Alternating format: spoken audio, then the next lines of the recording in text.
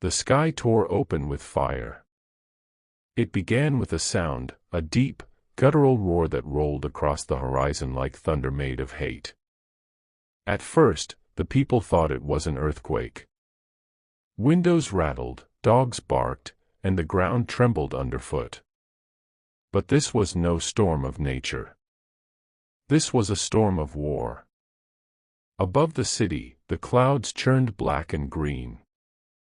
Flaming meteors plunged through the atmosphere, crude, jagged rocks made of rusted metal and alien scrap.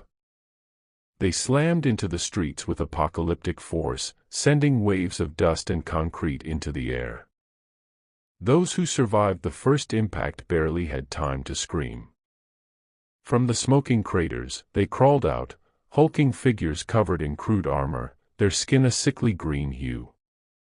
Their eyes burned with savage glee, their laughter echoing like the sound of breaking bones. The Orks had come. They were not soldiers. They were not conquerors. They were a plague made flesh, a living, bellowing hunger for war. Their weapons were brutal, their vehicles belching smoke and fire, tearing through the ruins like beasts of metal and madness. Every gunshot was a laugh. Every death was a song. Civilians ran, but the city had no refuge left to offer. The streets became rivers of panic, mothers clutching children, men dragging the wounded, soldiers shouting orders into broken radios. Sirens wailed, but no rescue came. The world had turned into a killing ground, and the Orks rejoiced in it. From the top of a shattered skyscraper, one survivor saw it all. The horizon, once filled with light, now burned red and green. He saw the Orks tearing apart everything that once made the city human: schools, hospitals, sanctuaries, all crushed beneath the boots of monsters who knew nothing but war. The air was thick with smoke and screams. He whispered a prayer to whatever god might listen, but none answered. Because the Orks did not come to conquer. They came to fight.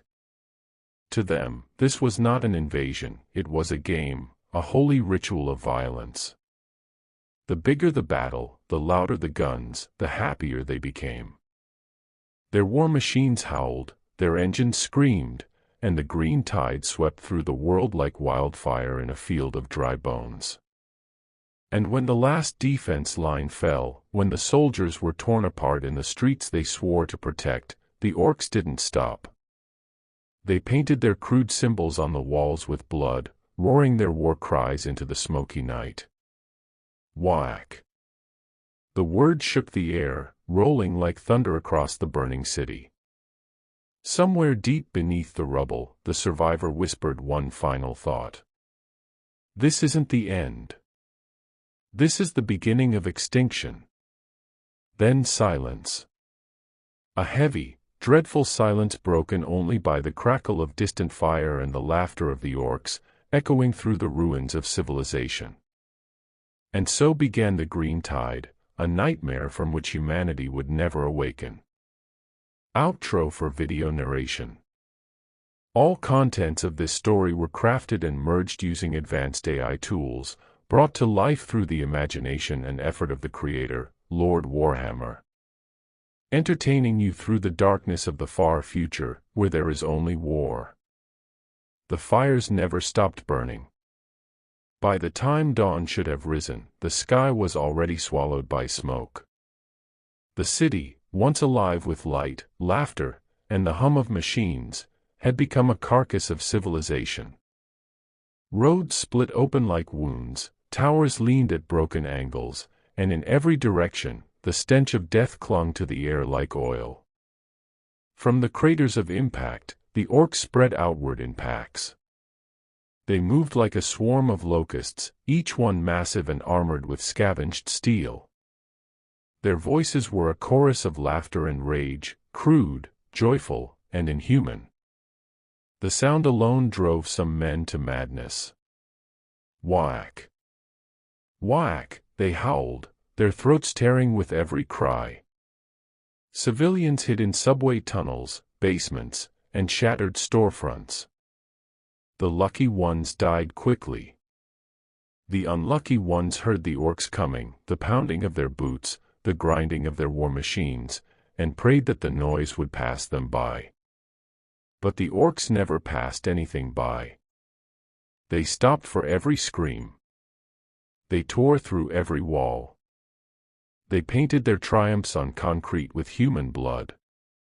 In one ruined district, a squad of remaining defenders made their final stand. Their commander, Captain Rhodes, stood behind a wrecked tank, his armor covered in ash and soot. His men were ghosts of soldiers, hollow eyes, cracked lips, trembling hands clutching rifles that were running dry. "They're coming again," Rhodes said. His voice was flat, resigned. "Hold the line. If we run, we die tired."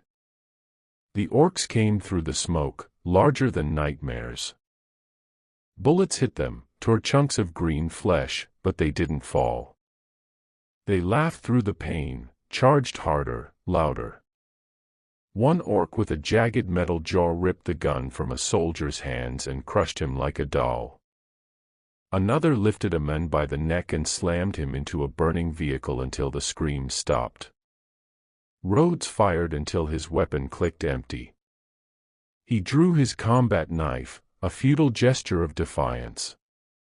Before he could move, a crude blade the size of a cleaver split him from shoulder to chest.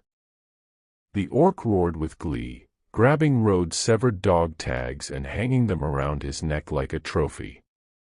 The defenders were gone within minutes.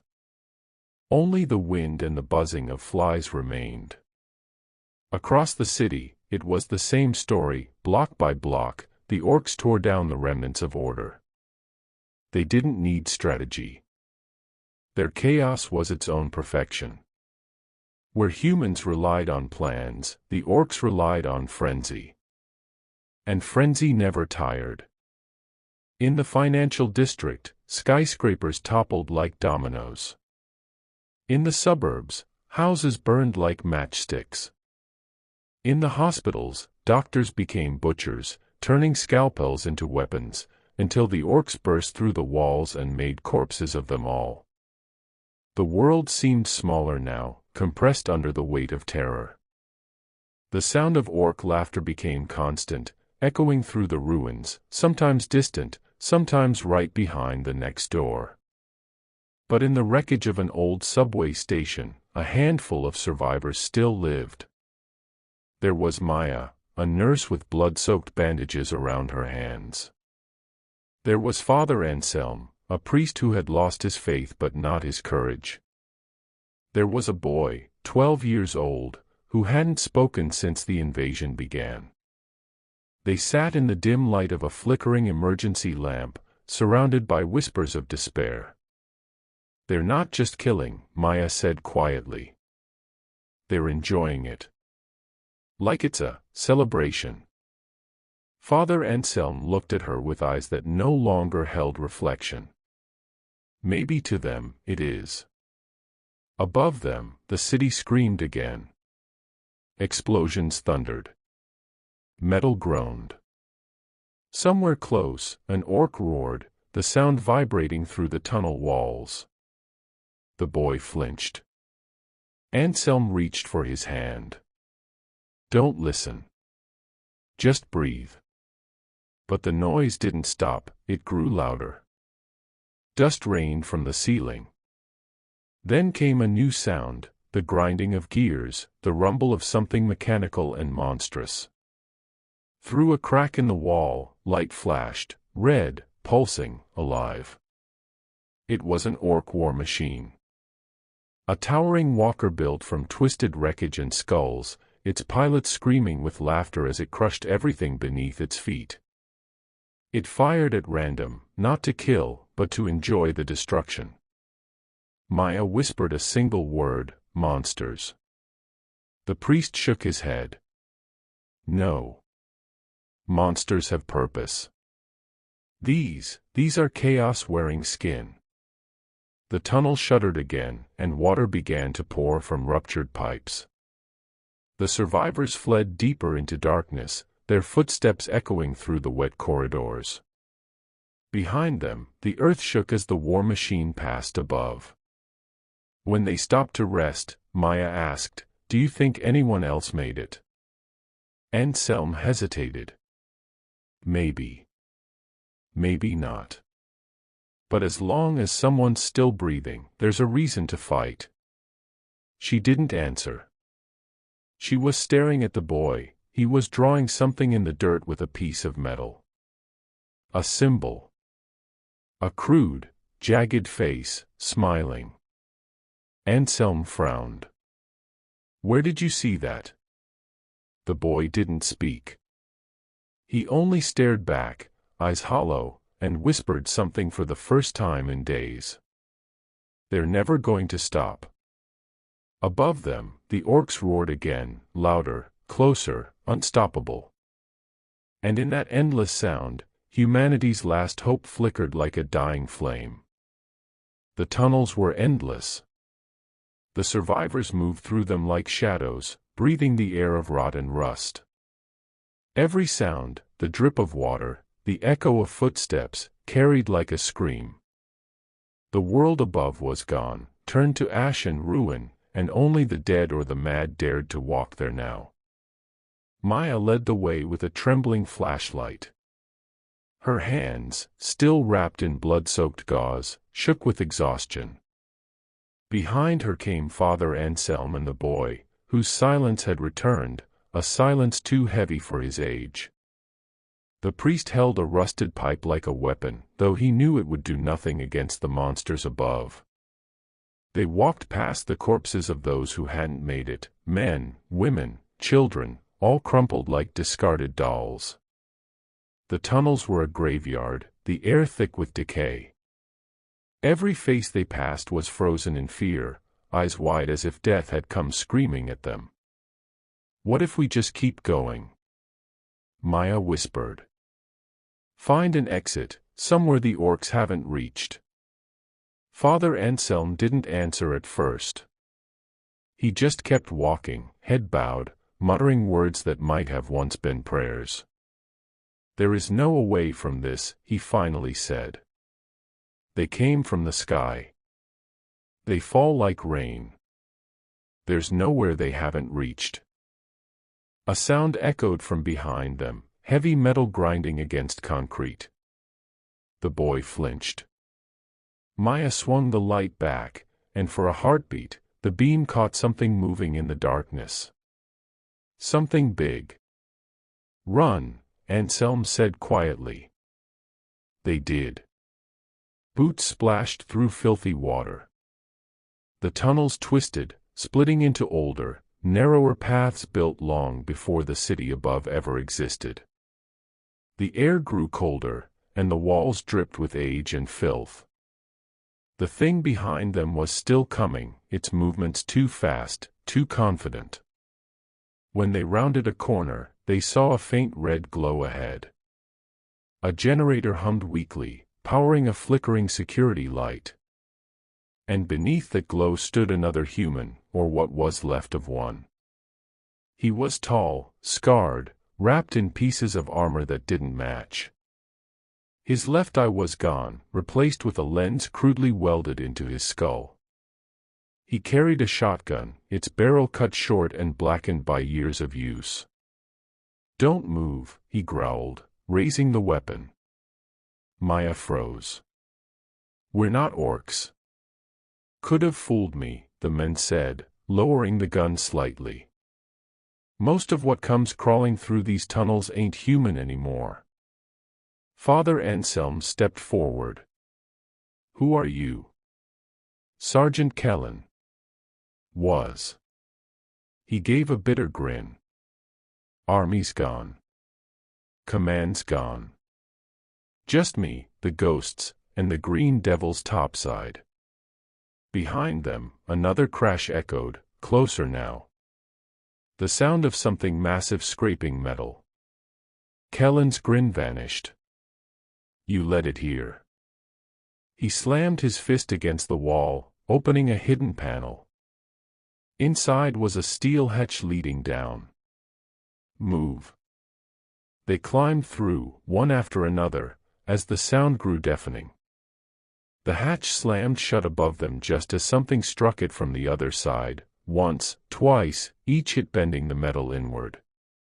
Below, they found a new world, a buried service tunnel lined with pipes and flickering bulbs. Old graffiti covered the walls, mixed with newer, desperate scrawls, and no escape. No gods. No light.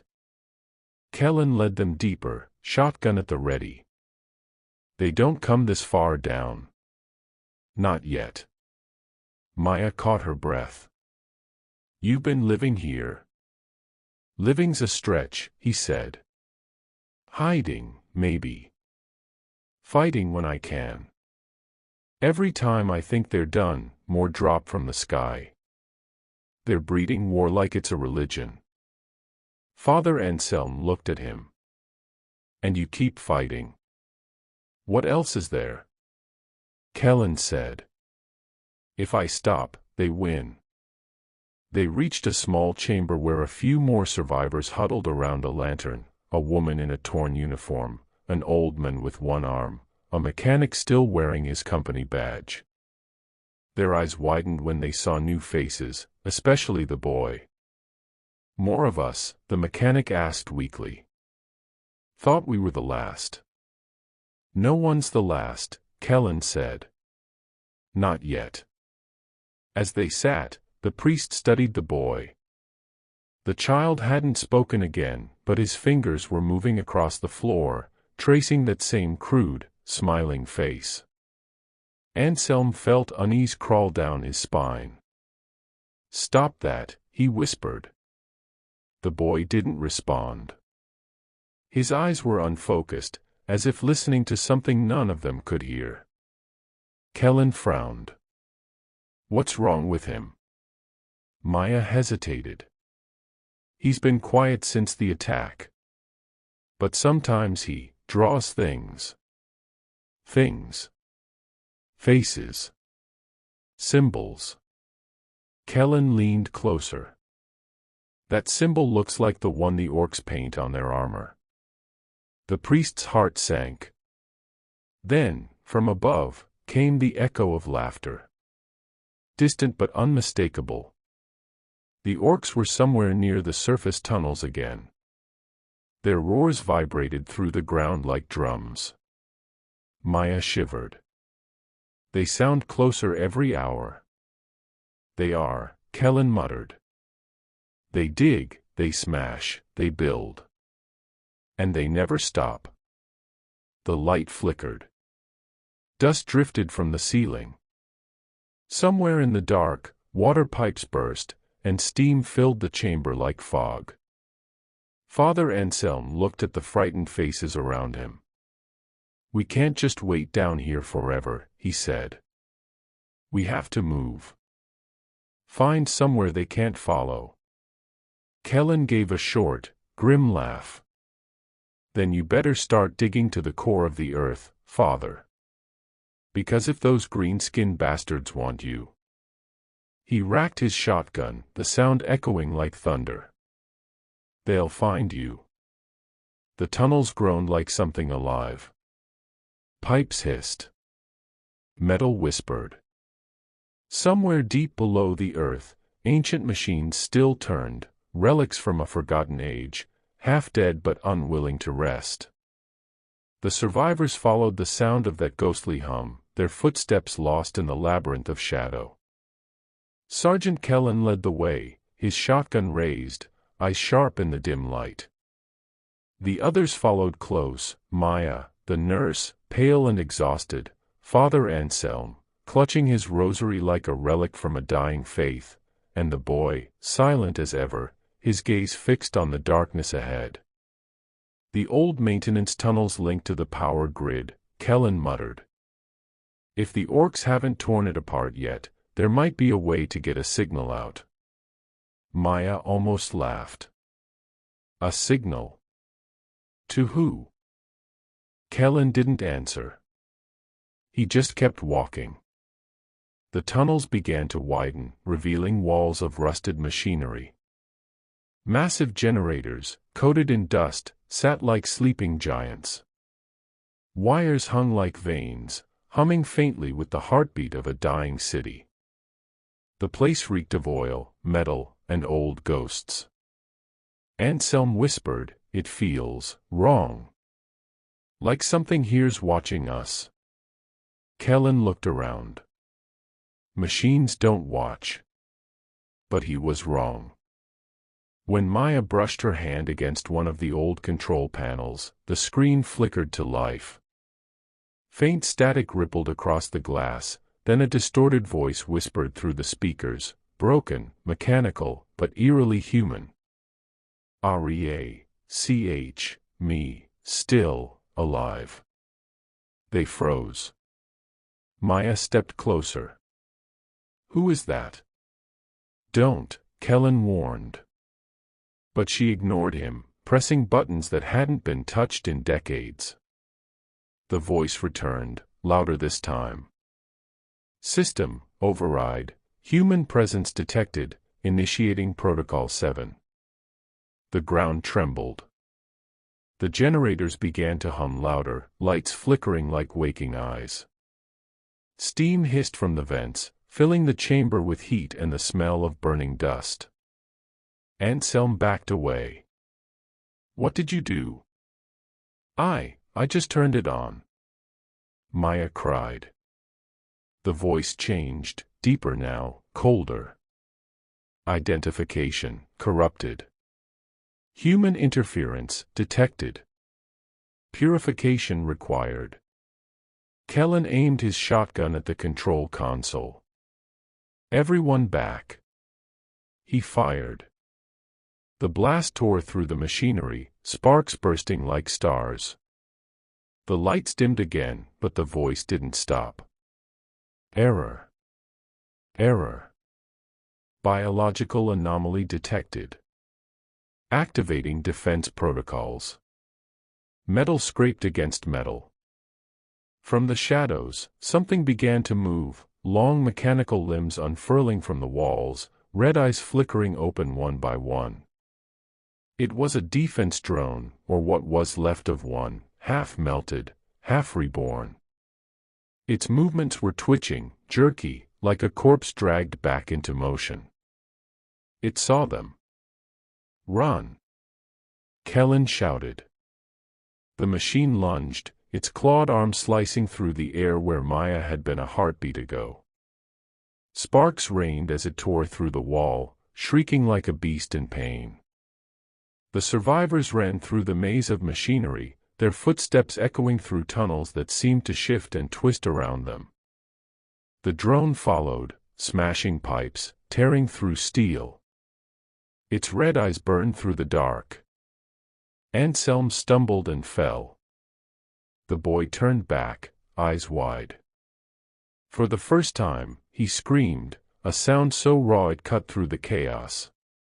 Kellen grabbed the priest and dragged him to his feet. "Move." They burst into a wider chamber, an old maintenance bay filled with rusted vehicles and debris. Kellen shoved the others behind a collapsed pillar. "Stay down." He loaded the last shell into his shotgun. "Come on, you bastard." The drone crashed through the wall, metal shrieking. It towered over him, wires hanging like entrails. Its face was a tangle of lenses and cables, a mockery of something human. "Target locked," it said, voice fractured. "Commencing termination." Kellen fired. The blast hit the machine's chest, blowing sparks and fluid everywhere, but it didn't stop. It swung its claw, knocking him across the floor. He coughed blood, eyes burning with fury. Maya grabbed a loose power cable, sparks leaping from its end. "Hey!" she screamed, waving it at the machine. "Over here." It turned. She jammed the cable into the wound Kellen's shot had opened. Electricity ripped through the drone, lighting up the entire chamber. It screamed, a sound not of pain, but of rage, and then exploded in a burst of light and smoke. When the silence returned, it was heavy. Only the hum of the dying generator remained. Kellen sat up, coughing. "Well," he said, voice hoarse, "you wanted power."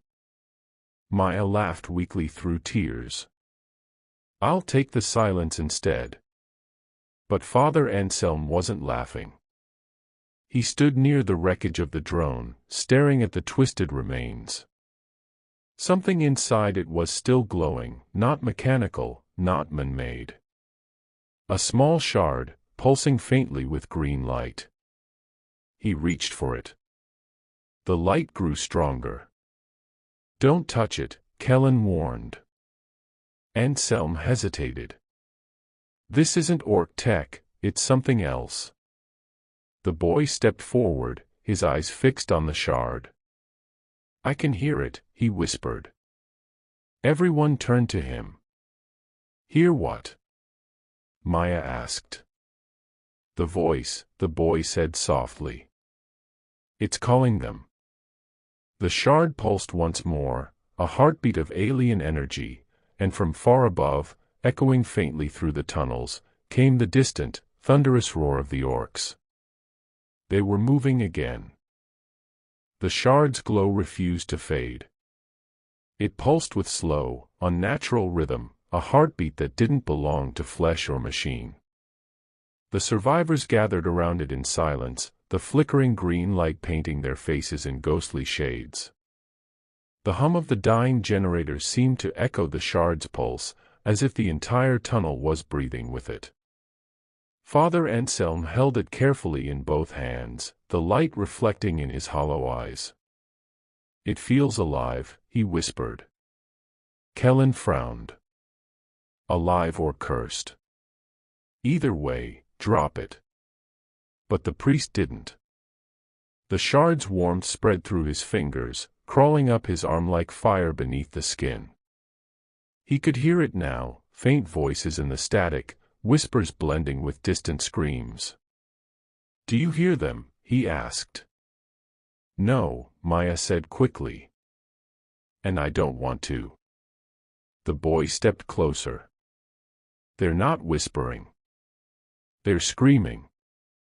A low rumble passed through the floor.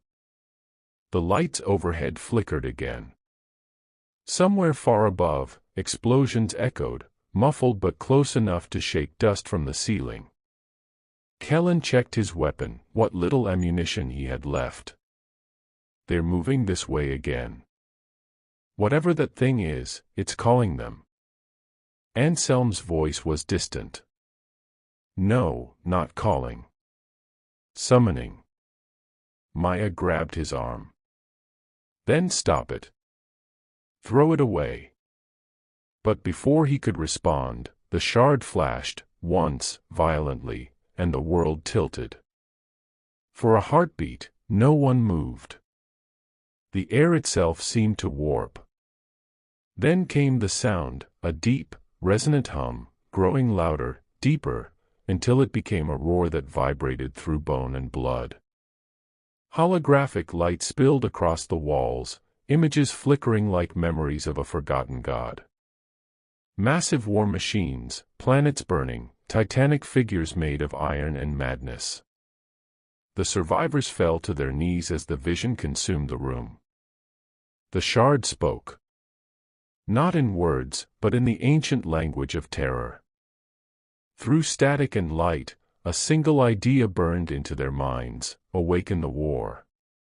The visions vanished. The shard dimmed again, its glow settling into a faint pulse. Anselm collapsed, gasping, clutching his chest. Maya knelt beside him. "What happened? What did it show you?" He looked at her, trembling. "It showed me the end. Not just of us, of everything." Kellen stared at the shard, unease crawling beneath his scars. "If that thing's Ork tech, we destroy it now." The boy shook his head slowly. "It's not theirs. Kellen turned on him. And how the hell would you know? Because they're afraid of it, the boy whispered. I can feel it. As if to prove his words, the roar of orcs above grew louder, but mixed with it now was something else.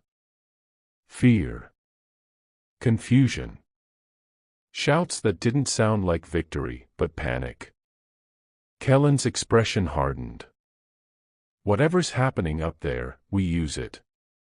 We move now. They gathered what little they had, a flickering lamp, a few weapons, scraps of food, and began moving through the deeper tunnels. The shard's faint glow led their way, pulsing softly like a dying star. The deeper they went, the more the world changed. The tunnels no longer looked man-made. The walls curved into shapes too smooth, too deliberate, carved by machines no human hand had built. Strange markings glowed faintly beneath the grime, like veins of light running through the earth. Maya whispered, "This place, it's ancient." Anselm nodded weakly. "Older than our city. Older than our kind."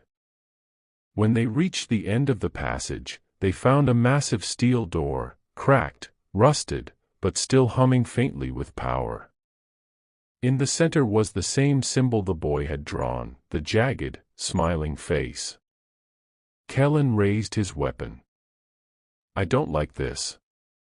The boy stepped forward. "It's waiting." Before anyone could stop him, he touched the symbol. The door shuddered and began to open. Air rushed out, cold, heavy, filled with the scent of dust and machine oil. Inside, darkness waited, and within it, shapes began to move. Not orcs. Not human. Something else. The shard in Anselm's hand blazed like a flare. He fell to his knees, screaming, as the same alien voice echoed through the chamber, not through the air, but through their minds. Protocol awakened. The dead machine remembers. The shadows within the chamber shifted, rising like giants. Metal groaned. Eyes of cold blue light flickered open, one by one. Maya's breath caught. What are they?" Kellen whispered, "Whatever they are, they're not here to save us." The lights flared brighter, washing the tunnel in silver fire. And deep within the earth, the ancient engines of the machine god began to stir once more. The sound was like thunder trapped underground. Metal grinding against stone. Gears that hadn't moved in millennia awakening with groans of agony. The chamber filled with the echoes of rebirth, mechanical, ancient, and alive. The survivors could only watch as the shadows of the giants emerged from the darkness. At first, they looked like statues. Towering figures of burnished steel and bone-white alloys, their armor etched with runes no one could read. But as the lights of their cold blue eyes ignited, the truth became clear: these were not relics. They were soldiers. Machines built for war. And they were waking up. The largest of them stood nearly 20 feet tall, its frame wrapped in cables that pulsed with green light, the same light as the shard in Anselm's hand. With every flicker, the ancient warriors stirred more, their servos whining, their voices whispering in a language that was both mechanical and sacred. Maya stumbled backward, clutching her chest. "What are they?" Anselm's voice was hollow. "The machine god's angels, or his devils. I don't know which." Kellen raised his shotgun, though it was useless against such things. "Doesn't matter. If they move, we run." The boy didn't move at all. His eyes were locked on the tallest figure, transfixed, unblinking. "They're not here for us," he whispered. "They're here for them." From somewhere above, a muffled roar shook the earth, the unmistakable, brutal cry of orcs. The greenskins had reached the lower tunnels. Their engines screamed, and their laughter echoed through the vents. The largest machine turned its head toward the sound. Its eyes narrowed, and its chest began to glow. A low hum built in its core, growing until the air itself vibrated. Then came the flash. A beam of blinding energy tore upward through the ceiling, vaporizing metal and rock. The blast ripped through the tunnels above like a spear of divine wrath. For a moment, the Orks' laughter turned to silence. Then came the screams. Kellen shielded his face from the heat. Holy hell! Maya stared in awe. It just wiped them out. The machine's voice filled the chamber, deep and echoing, like thunder speaking through stone. Designation: Forgotten Legion. Directive: extermination of biological infestation. Anselm fell to his knees, clutching his cross. They're not saviors. They're executioners. The smaller machines began to move, their steps shaking the ground. They formed ranks, precise, deliberate, terrifyingly perfect. Their weapons unfolded from their arms, glowing with the same cold energy that hummed in the shard. The boy turned to the priest. They've remembered what they were made for. Kellen grabbed his arm. Then we're getting out before they remember us. They ran through a side corridor as the chamber behind them erupted in light. The machines marched forward, their weapons firing in controlled bursts. Every blast tore through concrete and flesh alike. The tunnels shook with explosions and the dying roars of Orks being annihilated. But even as they fled, the survivors could hear something worse, a low chant, not from the Orks, not from the machines, but from the boy himself. Awaken the war, he whispered. Over and over. Awaken the war. Maya grabbed him, shaking his shoulders. Stop it. Stop saying that. He blinked at her with distant eyes. It's not me saying it. They reached another tunnel junction. The walls here were lined with cables and dead monitors. Kellen kicked open a rusted service door, forcing them into an old command room filled with dust and broken screens. He sealed the door behind them and dropped to his knees, breathing hard. Outside, the war of gods and monsters raged. Anselm sat against the wall, his hands trembling. If those machines destroy the Orks, what happens next? Kellen wiped sweat and grime from his face. Then they'll come for us. We built this world. We're the infestation now. The priest looked down at the glowing shard still in his palm. The light inside it pulsed stronger now, steady, deliberate, like it knew exactly what it was doing. It called them, he said softly. It remembered their purpose. Maya looked at the monitors, one of which flickered to life. Static danced across the screen, forming an image, the towering figures of the machines, marching through fire and smoke. And in the midst of them, a new shape was forming. Something larger. Something worse. A colossus of metal and green fire, its frame scarred and ancient, as if it had fought 1,000 wars before this one. Its voice rumbled through the speakers, ancient and pitiless. Protocol complete. Cleansing begins. The screen shattered. The lights in the room flickered out. Kellen chambered his last shell. Then we run. Again.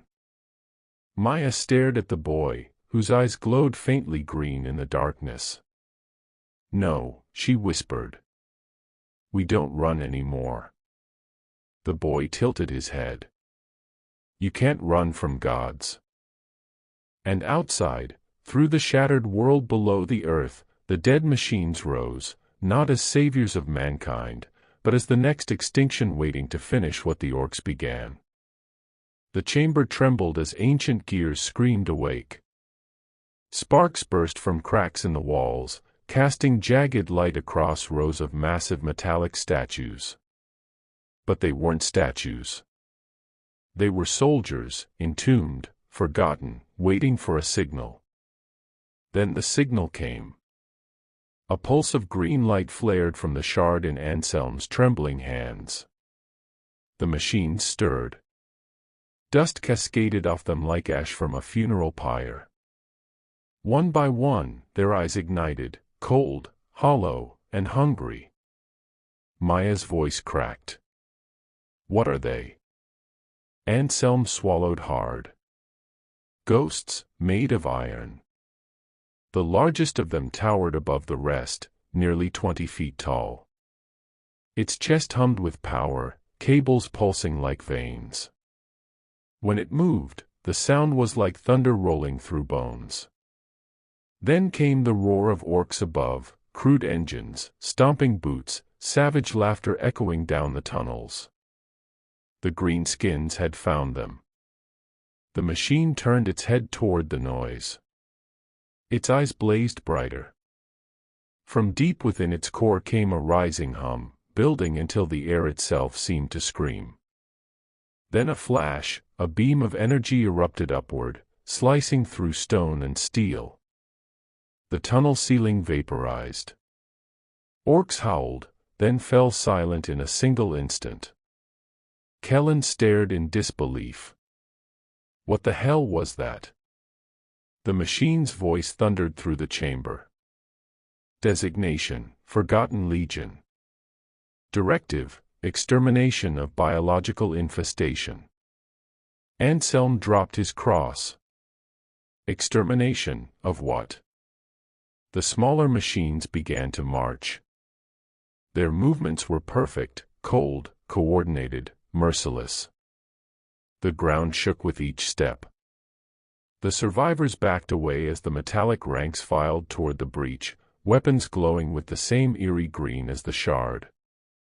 The boy watched them go, eyes wide and unblinking. "They remember," he whispered.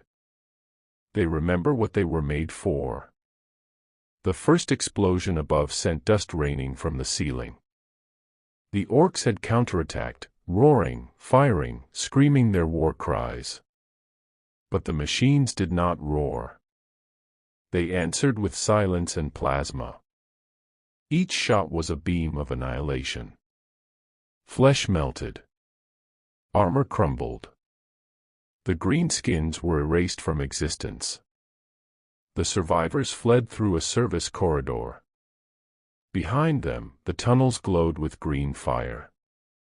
Inside an old command room, Kellen sealed the door and dropped to his knees. "If those things win," he panted, "they'll come for us next." Anselm stared at the shard in his palm. The light inside it pulsed like a heartbeat. "They didn't wake by accident," he said softly. "Something, or someone, called them." Maya turned to the boy. His face was pale, his eyes still glowing faintly green. "What did you do?" she asked. The boy's voice was hollow. "I didn't do anything. I just listened." Outside, the sound of the machines marched on, precise, endless, eternal. Through smoke and blood, the dead machines advanced, not as mankind's saviors, but as its next extinction. From the ruins above, a colossal shadow began to rise. Its voice rolled like distant thunder. "Protocol complete. Cleansing begins." Kellen gripped his weapon tighter, but even he knew the truth. There was no fighting gods made of iron. Only running from the end they had brought with them. The city above was gone. What remained was a wasteland of ash and smoke, buildings gutted, streets torn apart like flesh after a feeding frenzy. The air was heavy with radiation, dust, and the faint metallic scent of ozone, the breath of the machines that now ruled the ruins. From the cracks below, the survivors emerged. Kellen led the way, shotgun in hand, though both he and the weapon were coated in soot and despair. Maya followed, supporting Anselm, who clutched his cross and the glowing shard like a dying man holds onto faith. The boy walked last, silent, unblinking. Above them, the sky flickered with green lightning. In the distance, enormous silhouettes moved, the dead machines, marching in flawless unison. Their glowing eyes carved through the haze, scanning for life. "They're cleansing everything," Kellen muttered. "Doesn't matter if it's orc or human. If it breathes, it dies." Anselm coughed, blood on his lips. "Then, what are they fighting for?" The boy's voice was faint. "Not for us. Not against us. They're waking something older." A deep tremor rippled through the ground, knocking them off their feet. The noise that followed wasn't thunder, it was something alive, massive, shifting in its slumber. The cracked streets glowed faintly green, and the air grew hot. Maya's eyes widened. "What is that?" "The heart," the boy whispered. "It's waking." They took shelter inside the remains of a cathedral. Half its roof was gone, and the statues of saints had been shattered into dust. The altar still stood, cracked, scorched, and humming faintly with the same energy as the shard. Anselm approached it slowly. "This was built on top of something ancient," he said. "The church never knew what. Only that the ground burned if we dug too deep." Kellen scanned the ruined city beyond the doorway. "Well, we're about to find out." The tremor came again, stronger, longer. Outside, the dead machines turned as one, their glowing eyes shifting toward the cathedral. The ground beneath their feet split open, and a wave of molten energy erupted upward. Through the flames, something began to rise. It wasn't shaped like a man or a machine, it was both, and neither. A colossal form of shifting metal and living shadow, its limbs twisting and reforming as if reality itself couldn't decide what it should look like. Every movement screamed through the air like tearing metal. Anselm fell to his knees. By the throne. Kellen backed away, eyes wide. "What the hell is that?" The boy's face was calm. "It's not a god. It's the memory of one." The being's head, a fusion of skull and steel, turned toward the cathedral. Its eyes opened, two suns of green fire that burned straight through the clouds. Its voice rolled through the city like an earthquake speaking words. "I was buried so the stars could live. I rise because they have forgotten." Every dead machine on the surface froze. Their weapons lowered. They were not soldiers anymore, they were worshippers. The ancient colossus raised one hand, and the army knelt as one, their glowing eyes dimming in reverence. Maya clutched her chest, whispering, "It's commanding them." Anselm stared at the shard in his palm, which now blazed brighter than ever. "It's linked to it. This was never a weapon, it was a key." The creature's massive form leaned closer to the cathedral. The stained glass shattered, and wind howled through the sacred hall. Its voice echoed inside their skulls now, not through ears, but through thought. "You found my heart, little priest. Return it, and I will spare your kind." Anselm trembled. "And if I don't?" The earth split open beneath the cathedral. The dead saints' statues melted into slag. "Then I will unmake the sun." Kellen grabbed the priest's arm. "Don't listen to it. You give that thing what it wants, and we're all dead anyway." But the boy stepped forward, green light flickering behind his eyes. "It's not asking him," he said. "It's asking me." The creature's gaze turned fully toward the child. The air grew heavy, crushing. The boy walked to the altar, lifted the shard, and looked back once at Maya. "He's been calling me since the city burned," he said quietly. "I can hear his dreams." Anselm reached out, shouting, "Stop!" The boy pressed the shard to the altar. A blinding flash consumed the cathedral. The sound that followed wasn't a scream or an explosion, it was something beyond comprehension. A single note of energy, vibrating through stone and metal and bone. When the light faded, the boy was gone. The shard, gone. The altar, gone. And outside, the dead machine stood still. The great colossus turned toward the sky, its chest now glowing with the same light the shard once held. It spread its arms wide, and the storm above cracked open into an emerald sun. Anselm fell to the floor, weeping. He gave it what it wanted. Kellen stared through the shattered doors, voice hollow. No. He became what it wanted. The being's voice rolled again through the ruins. The war begins anew. Flesh will fall. Metal will remain.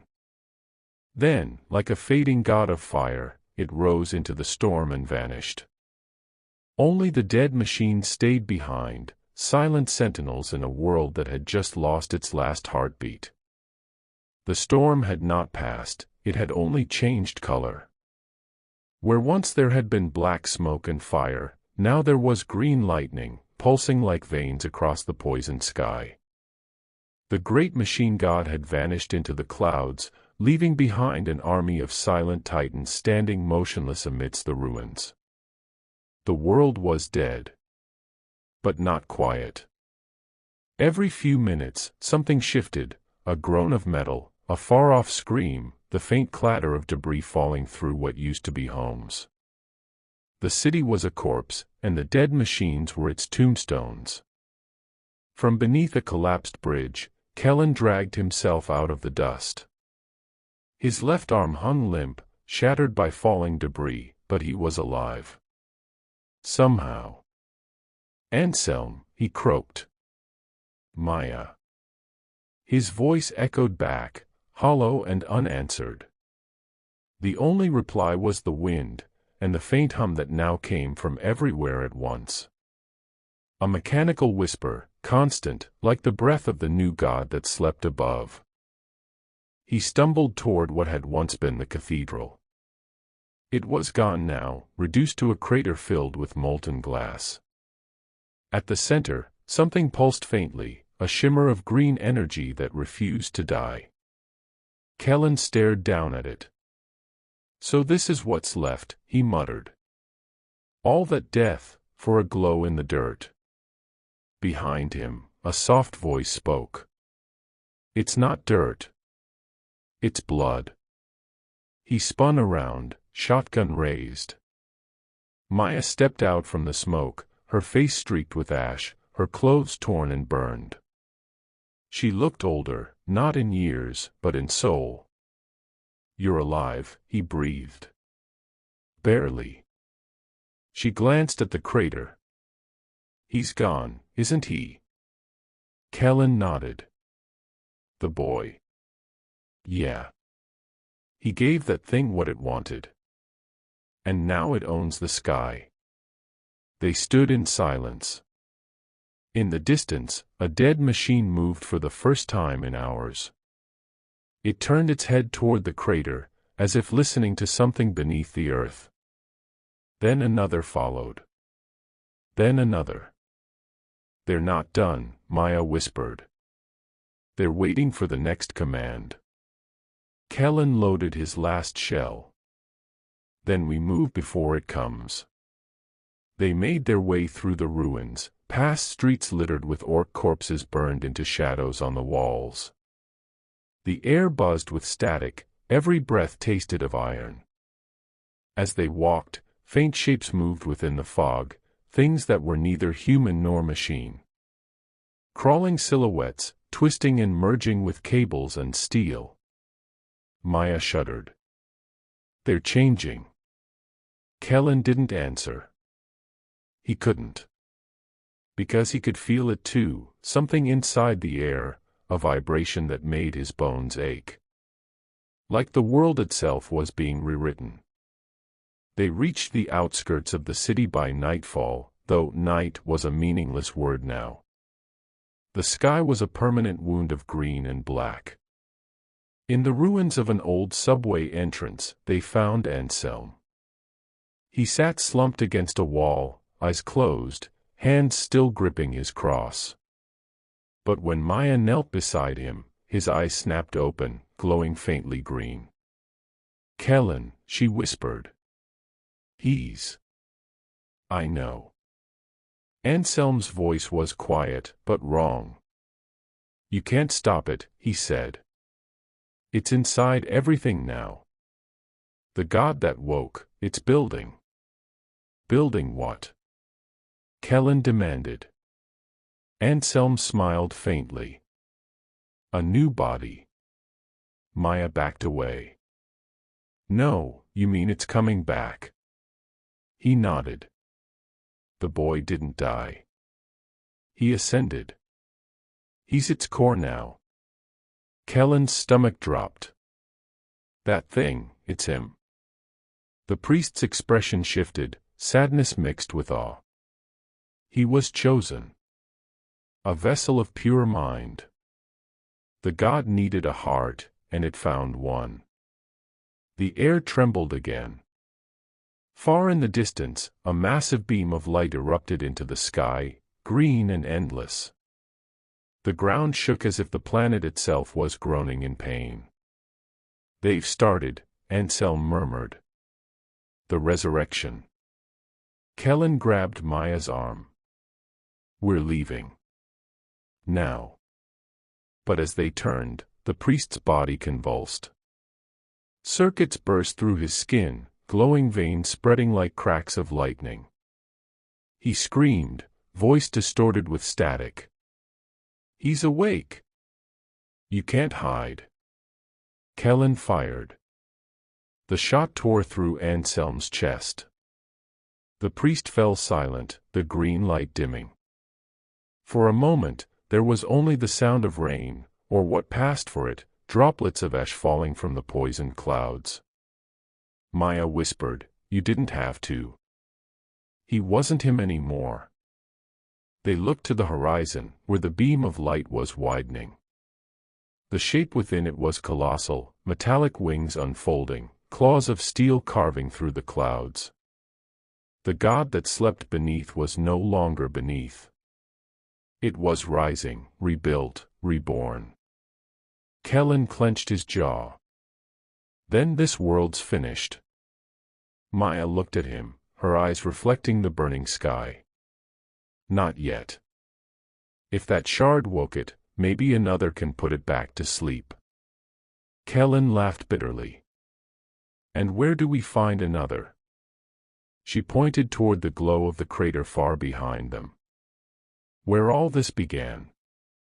The dead machines were moving again, thousands of them, their march shaking the earth in rhythm with the pulse of their god. Kellen slung his shotgun over his shoulder and stared into the storm. Then we go back into hell. Maya nodded. One last time. The city was no longer a city, it was a wound that glowed green against a dying horizon. The storm above churned like a living thing, lightning spiraling around the shape of the awakening god. Kellen and Maya reached the crater where it all began. The ground burned beneath their feet, and the air hummed with electricity. At the center, half buried in molten ash, was something new, a crystal heart pulsing like a living star. Maya stared at it, awe and terror mixing in her voice. That's him, the boy. The dead machines encircled the crater like worshippers around an altar, motionless but watching. Above them, the god's vast shadow stretched across the heavens, its colossal frame taking form, part metal, part divine flame. Kellen raised his shotgun, though both knew it was pointless. So what now? Maya took a deep breath. We end it the same way he began it. She pulled from her jacket a small orb, cracked, faintly glowing blue. Found it in the ruins of the lab. A countershard. It might disrupt the core's signal. Kellen nodded. Might. They climbed down into the crater as the dead machines stirred. Green light flared in their eyes, weapons turned to aim. The god's voice rolled through the storm, calm, endless, mechanical. Flesh resists the order. Flesh must be erased. Maya held the orb against the glowing heart. For a heartbeat, nothing happened. Then the world screamed. The light flared blinding white, and a shockwave tore through the ruins. The god's form froze mid-rise. Its vast limbs convulsed, shattering clouds. One by one, the dead machines collapsed, their lights flickering out like dying stars. Kellen reached for Maya through the dust. Did it? The explosion cut him off. A pillar of light surged skyward, tearing open the storm. For a single instant, the sky was pure again, blue, bright, human. Then silence. Only the wind moved through the broken city, carrying with it the last echo of a god's dying heart. Days passed, or maybe centuries. Time had lost its meaning. The storm was gone, the sky dim but clean. From beneath a pile of rubble, Kellen awoke. His ears rang, his body broken, but breath still filled his lungs. Around him lay the bones of machines, shattered and still. The god's green light was gone. He dragged himself from the ruins. The streets were silent. No orcs, no titans, no screams, only wind and ash. At the center of the crater, the crystal heart had shattered into 1,000 fragments, each one fading slowly into dust. Maya was gone. Kellen stood there a long time, staring at the rising dawn. It wasn't bright, just enough to turn the ash gold. The world wasn't saved. It wasn't destroyed either. It simply remained. As he walked through the ruins, he found something buried beneath a fallen beam, a small shard of blue light, still pulsing faintly. He picked it up, feeling warmth spread through his fingers. For the first time in what felt like forever, he smiled. "Guess you did it, kid."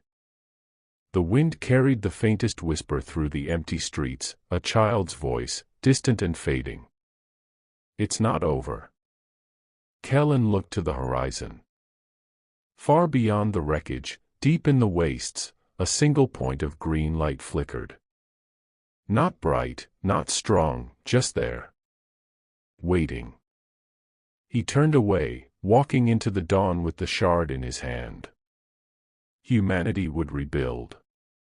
It always did. But in the silence beneath the earth, something ancient still dreamed, waiting for another signal, another awakening. The god had fallen, but gods never die. They only sleep.